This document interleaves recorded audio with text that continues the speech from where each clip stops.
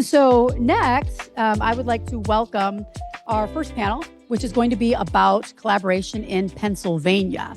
We are here in Pennsylvania. We're in the Keystone State. We're in Philadelphia. We wanted to start by talking about Pennsylvania. Unfortunately, one of our speakers could not be here. He is not feeling well. That's Chris Baxter from Spotlight PA. But the rest of our group is up. So Andy, Latrell, Shawn, and Kristin, come on up to the stage. And Latrell is our moderator. Okay. There we go. I do that every single conference I go to. I can't function the microphone. There's always a bet.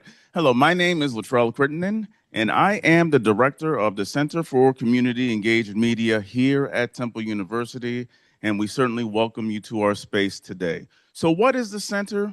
Well, we basically focus on projects that really center the needs, the information needs of community members.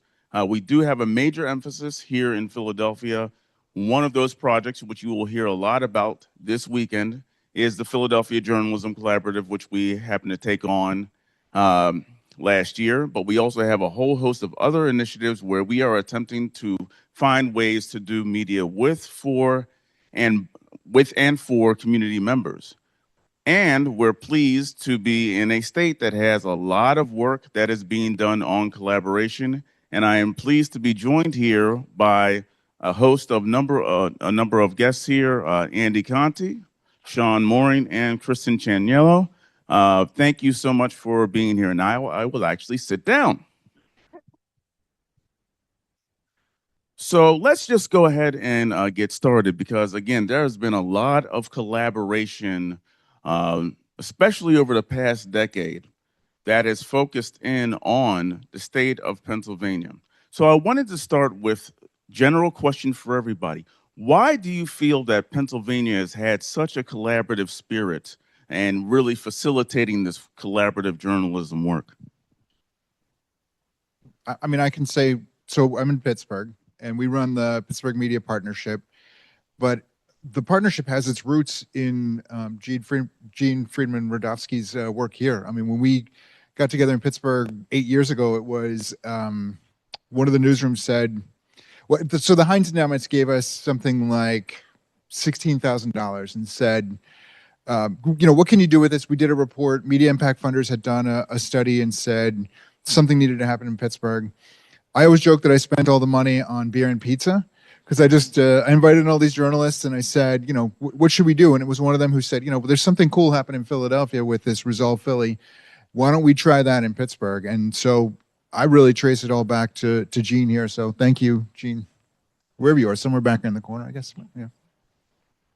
Well, I mean, we are the city of brotherly love and sisterly affection, so I think there's nothing else but to collaboration, right? But I think about it in terms of, both survival and connection.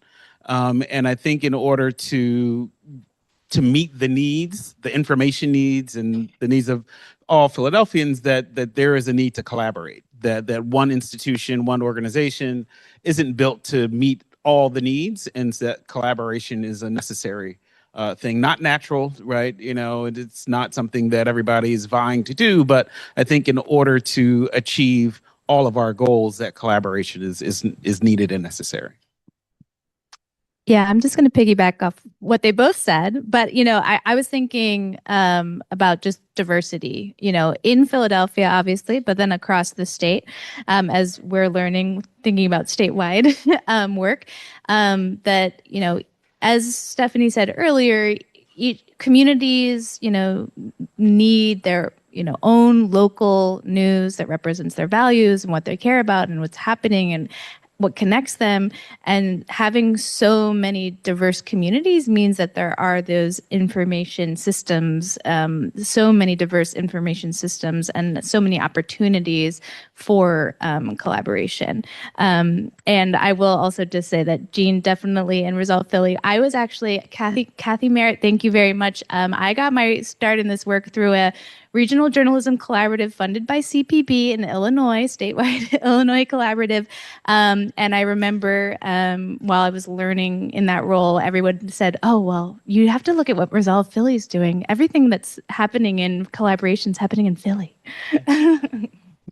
Thank you for that. Next, I wanted to give each of you an opportunity to speak a little bit about some of the projects that you've been working on. We can start with folks at Lenfest, and we've already mentioned Every Voice, Every Vote, but Shawn, could you tell us, for those of in the room that may not be familiar with Every Voice, Every Vote, about that particular project? Absolutely.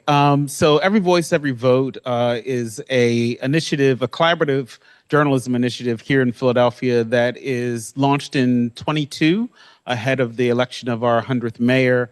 And we brought together even as we kicked it off, brought together over 70 media and community partner organizations that received funding to support, which wound up being over 600 pieces of journalism that reached over 15 million Philadelphians. And each of those efforts were about civic engagement, civic education, nonpartisan, information and opportunities to engage. We also, through Every Voice, Every Vote, was the first effort that at Lenfest where we gave funding to community organizations that were acting as trusted messengers, but also engaged content creators to serve as social media ambassadors and really worked with us to amplify, a citywide comprehensive, message around civic engagement and what that entails and how that can go forward. And we're now just received funding from the William Penn Foundation to go into our third cycle, and there are 18-month cycles, so it's our fifth year of this initiative, and just really excited to continue that great work. Thank you. And Kristin, you've been working. Go ahead. Absolutely. Absolutely. And you've been working on some statewide initiatives. Can you tell us a little about some of the work that you've been doing or working on? Sure. So I'm on the national team at the Institute, and part of my role is leading our informal but mighty collaboration of Press Forward chapters across the state. You'll learn a little bit more about that in a lightning talk. But we are working with our Philadelphia-based, our Pittsburgh-based, our Central PA, hi Jess, and our PA Wilds based out of State College colleagues to funder colleagues, place-based funders, to think about, what are the opportunities for us to collaborate statewide? What are the things that we are learning locally that we can scale statewide, and what are kind of statewide initiatives that benefits can kind of trickle down into our regional and local ecosystems?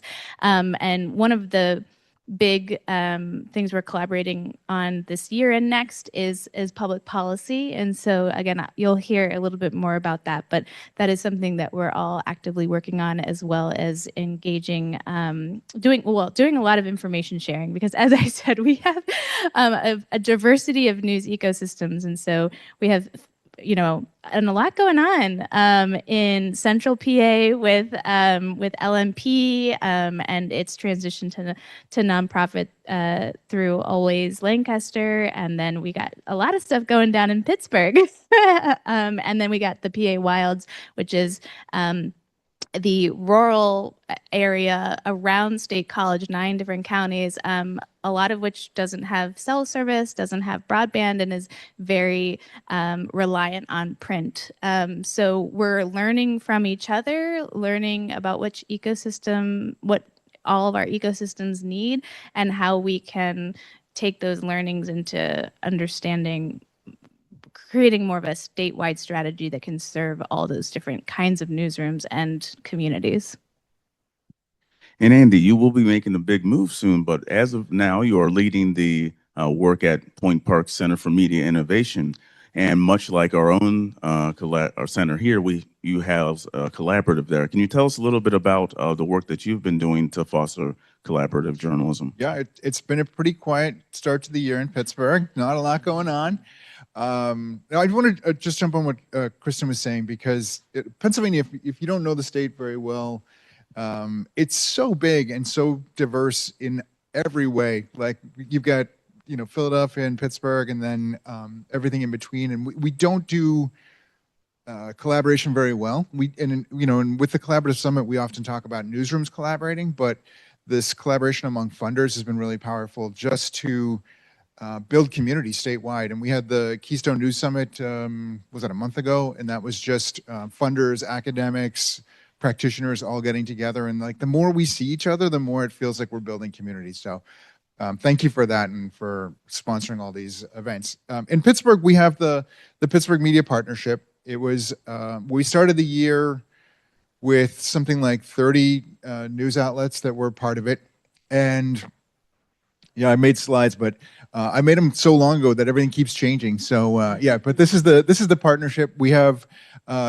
Ever since on New Year's Eve, we had the Alt Weekly Pittsburgh City paper announced that it was. I got a text from one of the editors there saying, "Hey, we all just got laid off. We're closing." And then I was working on that a week later, like how we were going to respond to that. And the same family announced they were closing the Post-Gazette. And so it started with this year of feeling very sad and despondent, and Pittsburgh's losing something. Pittsburgh's going to be this city that doesn't have local news. And what happened instead was this incredible turnaround where we had a burst of creative thinking and strategic investment. And so foundations, we work with the Press Forward group in Pittsburgh, and in Pittsburgh that has been 5 foundations that are working together. So another collaboration at the local level. Those foundations immediately started having open office hours where anyone who had an idea could come in and pitch their idea for. One of the ideas was a Pittsburgh City paper. How are we going to bring that back? And so the foundations worked with private investors to make that happen. They started republishing about 2 weeks ago. And then we heard all these other organizations started coming forward and saying, you know, we have ideas for the Post-Gazette. What can we do for it? As we know now, what played out was you have the Venetoulis Institute that is in Baltimore. They've made this big investment in Pittsburgh as well. And so there's that investment happening. The Post-Gazette didn't close. It's got new life, although it depends on what its direction is. And then the Tribune Review announced last week that my new initiative, I'm going over there to run Newsworks Lab, which is a public benefit company for local investigative journalism. And so in a short matter of time, largely because of collaboration, because people knew each other and were talking to each other, this moment of crisis turned into a moment of opportunity. And if we can spread that, through the work that we do here at this conference and that you take back home, I think that's a really powerful message. So this is for all of you. You're all working with different partners who are often competing for funding, competing for readers, competing for prestige. So how is it that you go about maintaining these relationships in, as it was mentioned earlier, in a market and an industry that has historically not been collaborative? So one thing, definitely as we looked at Every Voice, Every Vote, there are a lot of the work that was being done around civic engagement and in political, coverage was going to be done regardless of what we encouraged. But I think both organizations realized that, they're better together. So, some instances where we had, the Philadelphia Citizen, for instance, and they do a really fabulous piece called The Ultimate Job Interview, where they interview the politicians, take a very different approach to it, but they would also engage WURD to simulcast that to a very different audience, I think, than traditionally attend or participate in Philadelphia Citizen events. And then we also had another, partner, We Talk Weekly, which is a digital first. They would do the live stream. And so with one event, we have 3 different media organizations that are working together, collaborating, expanding audiences and reaching folks that they would not typically reach if they had just done it, by themselves. And so I think, through some of those efforts, and also we had our community organizations participating. And I remember when there was an effort to, try to coordinate some of the town hall meetings and all that, we had Committee of 70, which, has a long history and experience that kind of held a practicum for all of the, grantees to really help them identify, what is it that they need to do? How do they go about it? How are they able to coordinate so that they weren't duplicating dates and times and all of that. And so I think they found value in the collaboration, and that didn't take away from their own particular needs or what they needed to do to meet the bottom line, to expand and amplify their work by working together. And I would say we are patient and we don't push collaboration too hard. We've thought about that a lot at the Institute from some, early experiments that didn't go as we expected, as we kind of incentivized, collaboration maybe a little bit too hard, and it didn't, it wasn't the right timing or the right structure for, the partners involved. And so, we try to create, like Andy was saying, just like try to create as much connectivity and touch points with folks who have similar values and similar goals, so that collaboration can naturally arise. I love the example, Andy, about how just because the foundations in Pittsburgh had already built those relationships, had those strong ties, understood each other, that they were able to act quickly when they needed to respond in a big way. And so I think, we just try to build those relationships so that when there is an opportunity for collaboration, that it just kind of naturally occurs.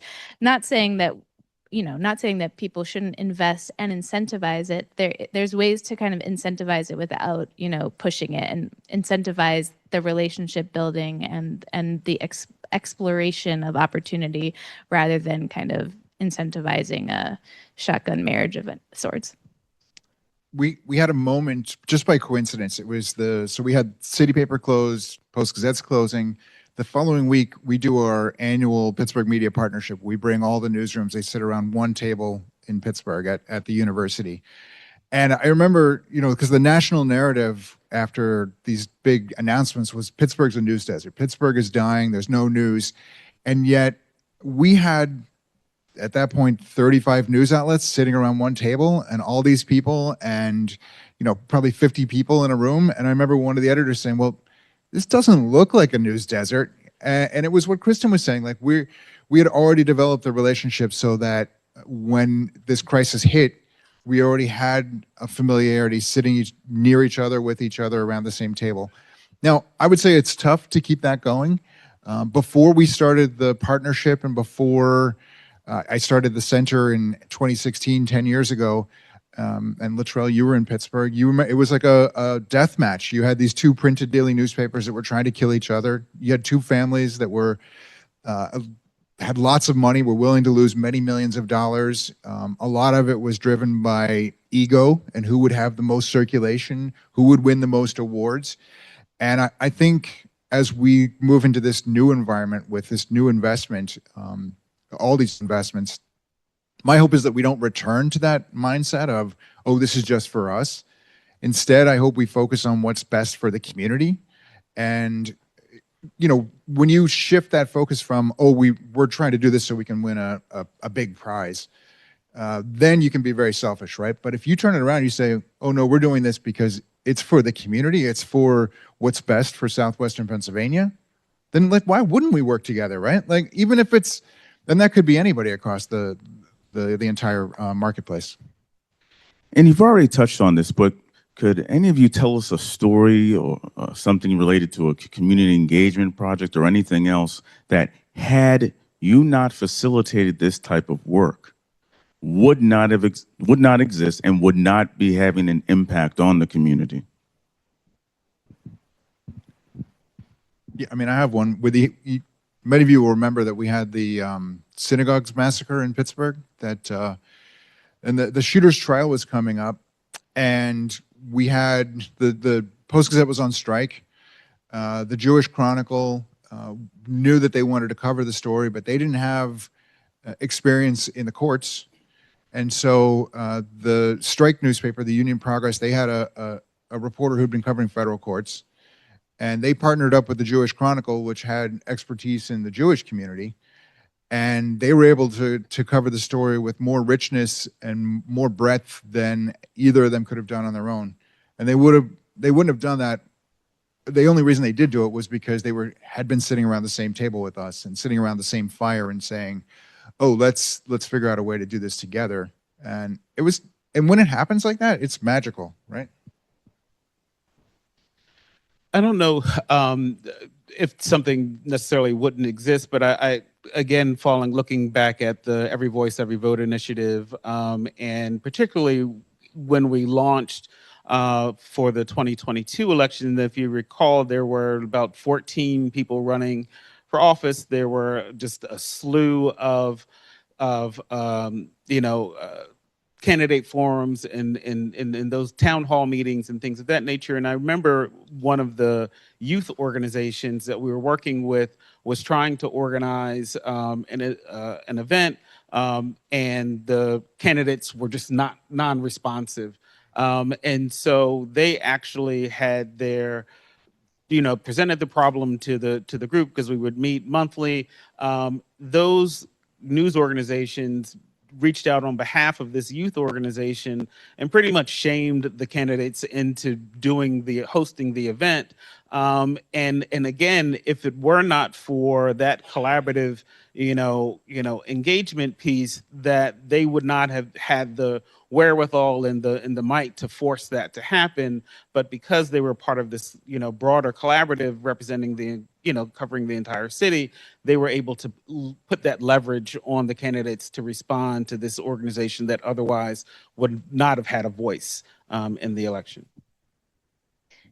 The collaboration that I'm excited about right now, and again, I think that it's already been successful in some ways, but it is just getting started, is our policy work. So we have a grant to rebuild local news. I think Lori is somewhere. Hi. That grant is funded in collaboration with Press Forward National, which is its own coalition of funders. The Institute matched the grant we got from Press Forward, and then the Posner Foundation and Heinz Endowments from Pittsburgh matched that.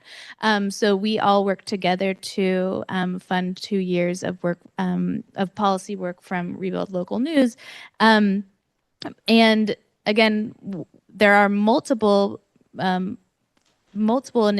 policy initiatives in the works in PA, but I was very heartened the other day at the Keystone News Summit when we had a policy reception at the News Summit to bring together everyone working in that space, because again, that can also be, like journalism, that can also be a space where people don't want to get into each other's way. There's kind of there is competition in some way, but it went really successfully, and everyone there was like, this was so pleasant. People who I think were worried about stepping on each other's toes, they were happy to all be together, and I think there's a path for us to really move forward as a unified group, whereas I would say maybe 6 months to 9 months ago, at least more on the outside, but I was like, oh no, how's this going to go? How are we going to bring all these people together? And now I see a path forward, and a strong path forward. And Mike assured me that if I keep getting everybody in their room building trust, that we'll be okay. We'll hear from Mike later to a little bit about how that worked. Go ahead. I just want to jump on that quickly too, because it takes people like Kristin's being modest about it, but she's really like the glue that holds the Press Forward chapters together and is now pulling this public policy together. It just takes people who are willing to set their ego aside and say, like, what can we do together, and what can come out of this stuff. Thank you, Kristin. I just like to get stuff done. Thank you. And there may be people in the audience now who are looking to potentially start some collaborative work on their own. Looking back, what maybe 1 or 2 things do you wish you would have known before you got your project started that you would give advice to, that they should know before they go ahead and launch their own type of project? I mean, I think the core of it is always finding what's mutually beneficial, right? I mean, I think each organization has their own self-interest and their own, what they need for their particular audience, but then what is it that could be mutually beneficial that they can do better together, go farther together than they would on their own? And in finding that common space, I think can really help fuel them to move the effort forward. In a resource-starved environment, money's always an issue. And so I think you've got to address that from the beginning. Like the decisions about whatever resources you generate, and then how do you use those resources, that has to be part of the collaborative process as well. Yeah, I was talking with another funder who's designing a grant for collaboration to help support collaborations. And, I said one of the things that we learned at the Institute is, make sure upfront that everyone knows where the money's going and everybody agrees to where the money's going over the timeline that the money's being spent, because that we've just seen, it's one thing for a collaboration not to work, and it's another thing when a collaboration actually breaks the relationship and then there's no path even in the future for another project because trust has been broken. And it mostly happens around resources and money. So always be very transparent, very upfront. And especially also if you are out there and you're like, I'm actually the little guy and I want to work with a big organization and, I'll do whatever it takes to partner with them, maybe giving up, transparency over funds or equity. I would just say, don't do it because that's just not sustainable for you in the long run. So, and it's perfectly fine for you to ask for what can sustain your work in a partnership. Thank you. So we now have time for those of you in the audience. If you have any questions for any of us, please raise your hand and we'll make sure you get the microphone. What's going on, everybody? Good afternoon. My name is Abby Cruz. As Logan mentioned, I help on the advisory board here at Temple University. I'm going to share like a small story, then connect it, then put a bow on it. It's just the reporter in me. So the first thing I want to say is how I got my start into journalism. I'm from Philadelphia, born and raised. Michael Days, who is, God bless his soul, first Black editor of the Philadelphia Daily News, he gave me an internship on Blind Faith. No skills, no clips, no reels. I went and interviewed on a Friday. He gave me the opportunity on a Monday because he had the vision, which led me to collaborate in the newsroom with the sports desk, with politics. Eventually, at ABC News, I led the race and culture unit. And there I said, hey, we needed a need for interns, right? Covering a presidential election. I need a partner with me. I need guidance. I say that all to say, since this is a Pennsylvania panel, what opportunities are we providing in collaboration for the youth, for people who really want to get in the industry that don't really have experience, but the youth have the foresight, right? They know what's going on. What support are we giving them? But on a lighter question, what advice would you give? Because we have two students in attendance representing the Klein School, Marvin Gambernita and Mia Zayas. What advice would you give to a young journalist about how important it is to collaborate in journalism? Thank you. I mean, I can jump in on that in a couple of points.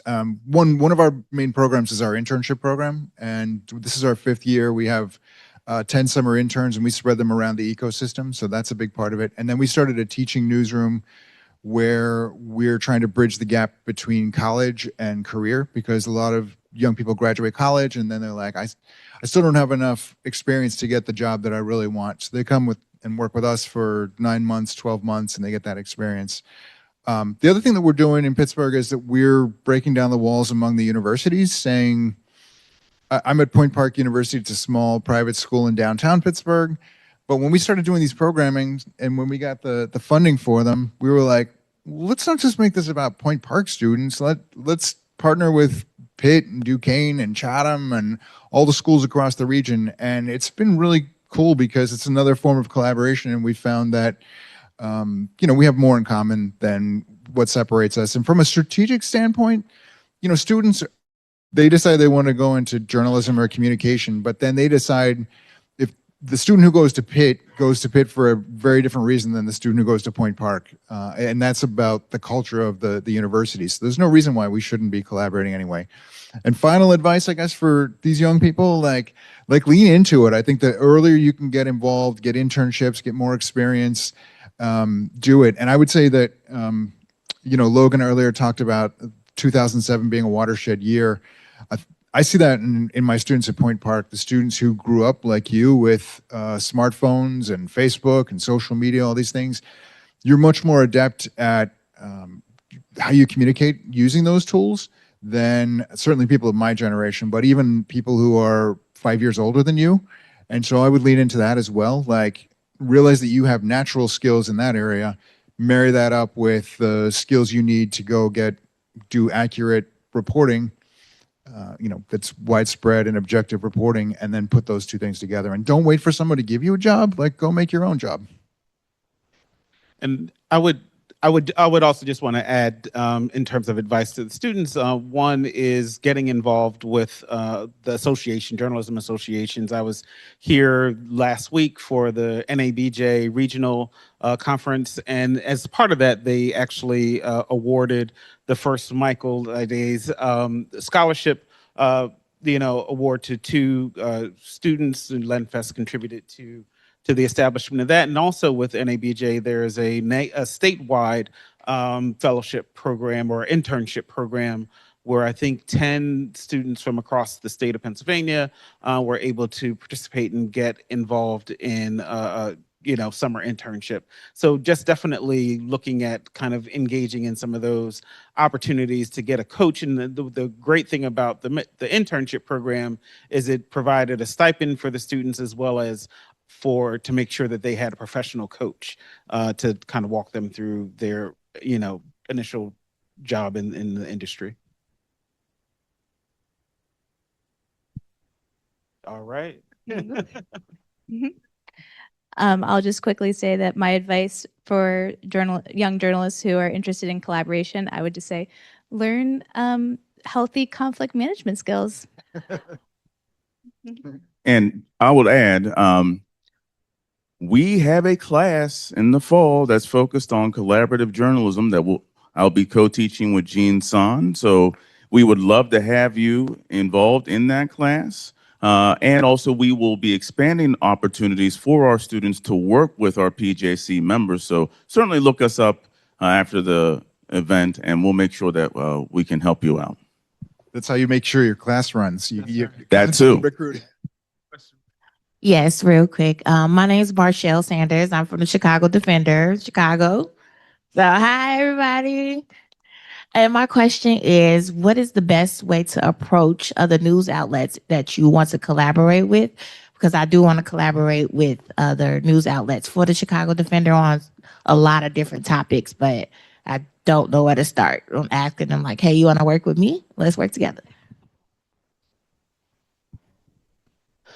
Yeah, I mean, I would say just reach out. I think, it shouldn't be rocket science, right? To think about where there might be opportunity, whether it's around a particular event or something that they wrote about that you want to be able to kind of dig a little bit deeper, give some more context to. But we have found, again, with Every Voice, Every Vote, as well as some of the other efforts, is that it's not about forcing it, but really creating an avenue for, more organic collaboration and partnership.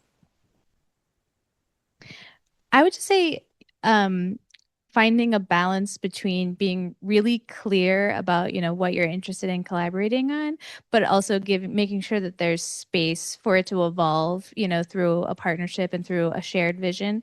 I always say that confusion is the killer of action, and so if you make a request that people don't they really can't figure out like where they fit in, they just really won't know how to respond. So if you can just kind of, again, not make a full-blown plan, because you don't want to overwhelm, you want to give space for their own vision, but try to just kind of think about like what you are bringing to the table and like what you see as how you guys can be better together.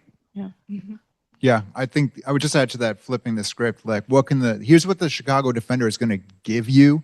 Like not what we're getting out of it, but we're doing this for you. Like you're going to get this amazing thing by working with us, and kind of sell it that way. And big shout out to the Defender. That's cool. Yeah. Hi, Dana Pickley. I'm the managing director of News is Out, the Queer Media Collaborative. Maybe this is because of the nature of collaborative journalism is still fairly newish in the industry. It feels like newness is often kind of rewarded when it comes to collaborations, and understandably. But what advice would you have for established collaboratives who are trying to, I guess, get heard above the din and show the work that we've been putting in for, years or even decades? You might be in the I was going to say Latrell. Oh, That's a tough one. somebody else goes. I wasn't expecting somebody. Let me think about that. I think you just got to keep it fresh. I mean, that's one of the challenges with us. Now the Pittsburgh Media Partnership is like 8 years old, and like, how do you keep it fresh? And honestly, like having a good crisis like we had this spring was not. It was a huge benefit, and it was so funny. Like whenever it seemed like these two news outlets were closing, that's when all these other organizations started coming up to us and saying like, hey, how can we join? And we've gained like 10 new organizations this year who were like, we've been sitting on the sideline, but we don't think we want to be out in the cold any longer. Like, what can we come? So yeah, manufacture a crisis, I guess. Yeah, make a crisis. Yeah. What I would add is that I think that whether you're new or whether you are 10, 20 years old, we're in an industry that requires adaptability. So I think that every year is going to be different. So I think that there has to be a growth mindset that, yes, we've done this now, but we have to make sure that we're prepared to change and adapt based on the realities on the ground. That's one of the things that we've certainly had to do with the Philadelphia Journalism Collaborative, and Jean will be talking about that in a lightning talk in a few minutes. But that's one of the keys. You have to be able to adapt to your situation and always think that you're going to have to adapt at some point. Okay, hello, I'm Chinchilla Jonisi, the Queen of Justice. And my question is, I heard you mention that Lenfest collaborated with the city and all to provide grants for different organizations centered around election time. And how did the word get out to all the organizations? Because I have one, Right the Wrong Coalition and Be a Voice. We had many panels with the different candidates. We never heard of anything about the grants. So I wish we would have known. Also, you mentioned the grants for like rebuilding newsrooms. And do you have grants to actually start newsrooms? So with Every Voice, Every Vote, we always put on our through our various social media, LinkedIn, Facebook, and Instagram, public notices. I will say that we just got awarded and we're about to launch our next cycle. So June 4th, we're having an event at Lenfest, which is open. It'll be in the evening where we'll be talking about what it is that we'll be funding, kind of how to apply, and then those are open. It's an open call, so all you have to do is go to our website. It won't be on the website until I think the 8th or so, where you can click the application. And then in terms of funding new newsrooms, that's at least not in the Philadelphia portfolio. Do we have anything that is that is funding new newsrooms? The startups, but we did have the Philadelphia Media Founders Exchange, which was working on, kind of BIPARC digital startups. And this year we took a little bit of a different take on it in terms of funding newsrooms that were collaborating with content creators. And so that was a slight shift on that particular initiative this year. Good afternoon. My name is Marvin Gamaneza. I'm the president of TABJ here at Temple University, and it's an honor to speak to you guys. I just have more or less like an ethical question for you guys, kind of, tying it back to, the 10 years we have here. Why do you think there's been a lack, prior to collaborative, like the journalism and everything here? Like, why do you think there was a lack of collaboration in the scene of journalism and in the media in total? I mean, journalism was a hugely profitable business, right? That's why you see all these like super wealthy families, the Hearst Mansion when you go to California, right? Like they built that on newspapers, right? So it was sort of every dog for themselves, right? You're like, I'm going to go out, I'm going to make as much money as I can. I'm going to go and get as many scoops as I can. I'm going to get as many subscribers as I can. Capitalism, yeah. And That's so the answer, right? yeah. Yeah, market incentives. And I think also, beyond just, it's wrapped into market incentives, but, the field of journalism and like how you, even as an individual journalist, like how you are rewarded, and with prestige and all of that. It's just, again, not always in line with, with the community needs, which is often where collaboration really does the best work, is collaborating for the community needs. Although, again, there were some really great examples of shared incredible glory. But I think we're moving into a place where, we're not because of the landscape for journalism, the market incentives have slowed down. And so it's an opportunity for us to reassess, how journalism is valued, and that it doesn't necessarily, it's not tied to a market. Yeah, what they said. Eric. Good afternoon, Eric Marsh from the Center for Gun Violence Reporting. You may have actually touched on my question with your last response, but Lenfest has obviously been a leader in supporting collaborations and really thinking about innovative collaborations. But what about the rest of the philanthropic landscape, other funders that are out there? What is the response that you're seeing across the board with support for collaborations, and how can more collaborations lean into the needs or the interests of philanthropists?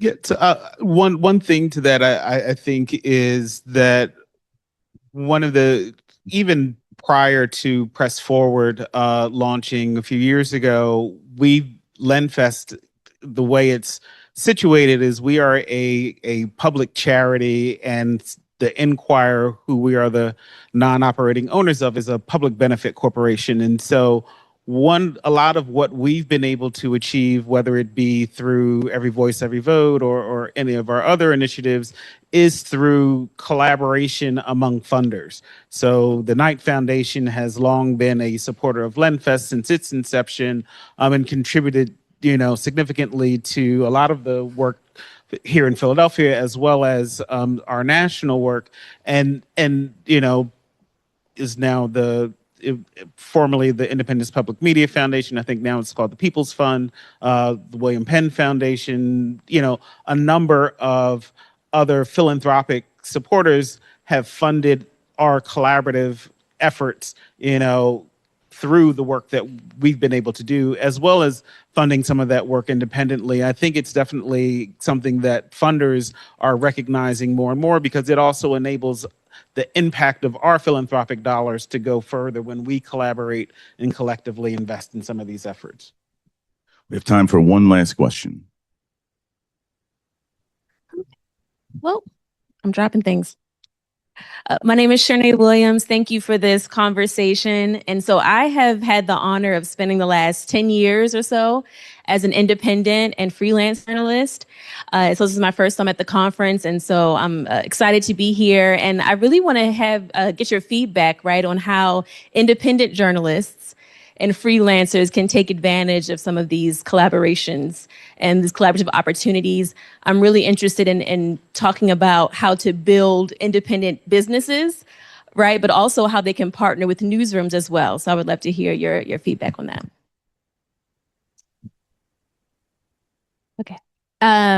I think Shawn touched on that a little bit. He's doing was doing a lot of work with the Philadelphia Media Founders Exchange, which was a lot of independent solopreneurs starting their media business, and now in this round was those entrepreneurial folks and independent creators partnering with more established news organizations. We on the national team at the Institute, we are working on a big creator collaboration grant. Our grants went to newsrooms to help support them starting collaborations with independent journalists and solopreneurs and startup, independent creators in their ecosystems, but we're also planning on doing a lot of ongoing programming and providing more opportunities. We sent 20 creators to the Online News Association conference with our partnership with Project C. So they got to go through a lot of the entrepreneurial programming there. So that's one way that we partnered, Philly and National partnered together. And then we also sent some of our PA folks to that. So those are some of the ways that we are working to support independent journalists and creators. But if you're the leader in framing community journalists as not established, those community journalists like myself, now I'm in Denver, 5% of the population is Black in Denver. We don't get the coverage that we need as the establishment where I got hired. It's not going to speak to the Black population in Denver. So it takes you establishing a relationship with that group of people in order for that collaboration to be valuable. And if you're led from that as that establishment, this entrepreneur isn't, then we're always going to be going through a cycle of applications that are paid. I think that's great, and I apologize for the words that I use. And I will say that at the Institute, we are very focused on equitable partnerships, and we outline that in all grants. And Deirdre over there can talk to you about something that we've got cooking with the Florida Tributary and how much I emphasized that it needs to be mutually beneficial, and that I got both of those creator and newsroom in separate rooms, and said, is this going to work? What do you need? Is this framed how you both need it to be framed before investing in it? So I apologize for the wording I used, but we are committed to the approach that you want to see. And real quickly, I just wanted to note that recognizing the importance of independent journalists and freelancers, one of the changes that we've made to the bylaws in the Philadelphia Journalism Collaborative is we are going to offer some opportunities potentially for freelance journalists to work with our larger newsrooms as associate members. So that's something to be on the lookout for in the next few months. Yeah, thank you. Thank you all. Thank you. Yes.